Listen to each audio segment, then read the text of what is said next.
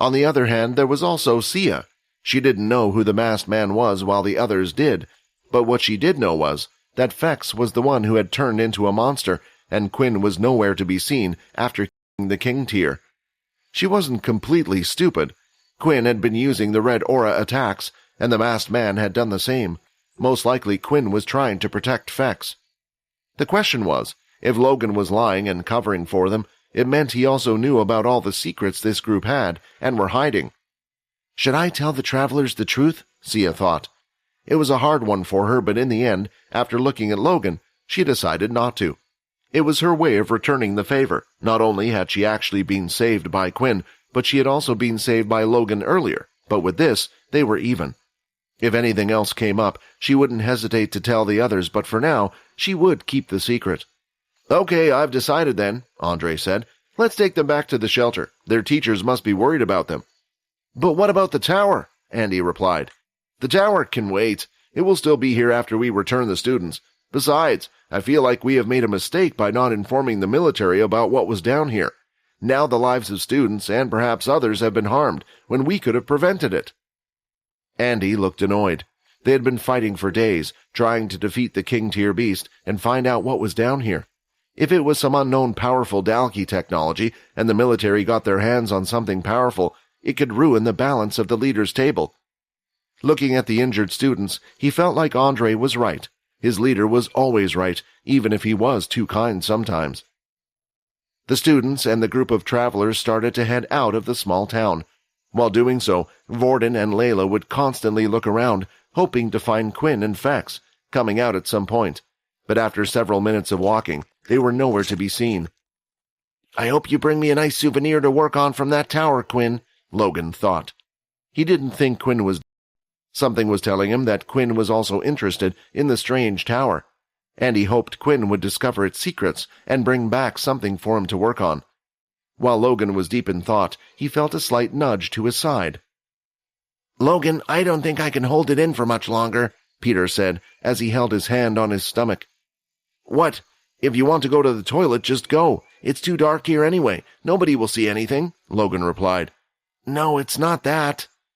Hearing those words, Logan knew straight away what Peter meant. He was hungry. Before heading off to the tower, Quinn made sure of two things. The first thing was that his MC points were fully restored. Fex had been out for a while, so they only needed to wait a little longer before starting their journey again. The second thing was that he was fully equipped with all his equipment. Of course, that included his suit, which was made by Logan.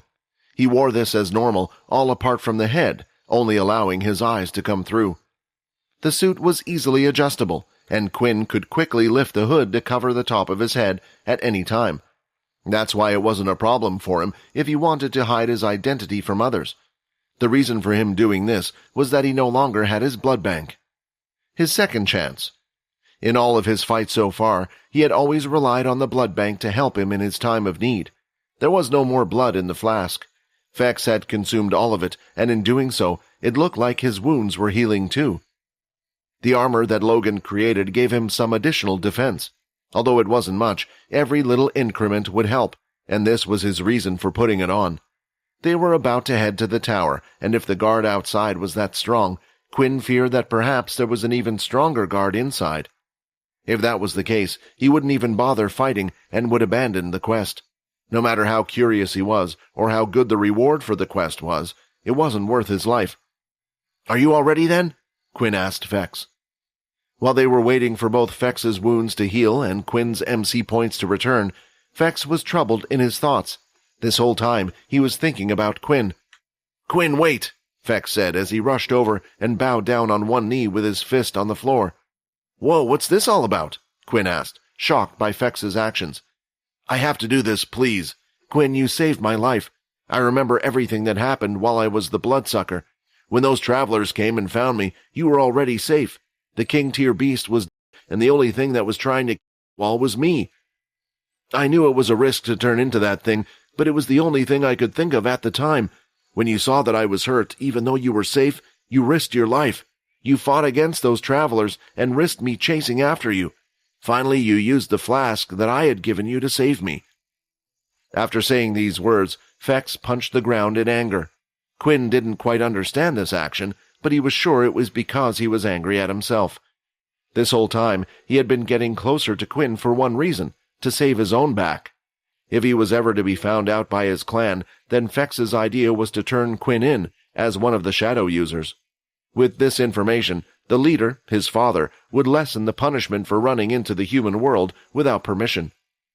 While Quinn had never thought about abandoning him, he had even risked his life going against a group that was able to outmatch him, even as a bloodsucker. Fex no longer cared about how he was able to do it, or why he seemed to keep growing stronger. He had just had this feeling of guilt over his heart that he wanted to get rid of. "I know I've said this before, but seriously, if there is anything you need help with, don't hesitate to ask. I'm on your side, Quinn." Quinn didn't know what to say. These actions seemed out of the blue to him. Someone who had never been serious since the day he had met him was suddenly being very serious. At the time, Quinn had only done what he felt was right. Fex had risked his life to save the whole group. What right did he have to die by the hand of strangers? Still, seeing him like this, Quinn didn't know why, but he naturally walked over to Fex and extended his hand. Fex, in return, naturally took it and lifted himself. "We're blood brothers from now on," Fex said with a smile. "We may not be related by blood, but I will treat you as a part of my family." "And I will do the same," Quinn said with a smile. The two of them then headed off for the tower, and while on their way, they were both cautious with their footsteps.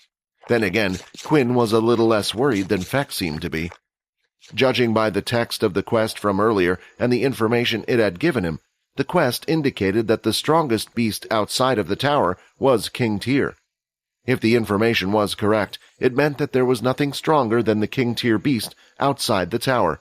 Still, that also meant there was the possibility of them running into advanced or intermediate tier beasts. Although they would be able to do something since they're together, with no blood and no humans around, it would be risky to go into battle after battle.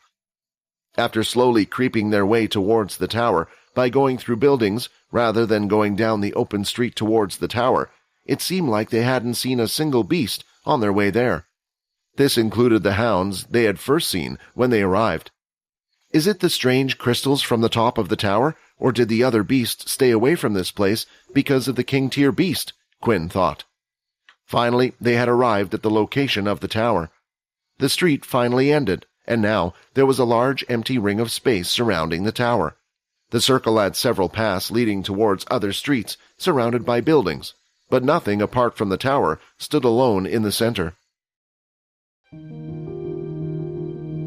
Hi, Quinn here. Wondering what happens next? If you want to jump the queue and unleash all episodes, click on the link here and install the Pocket FM app.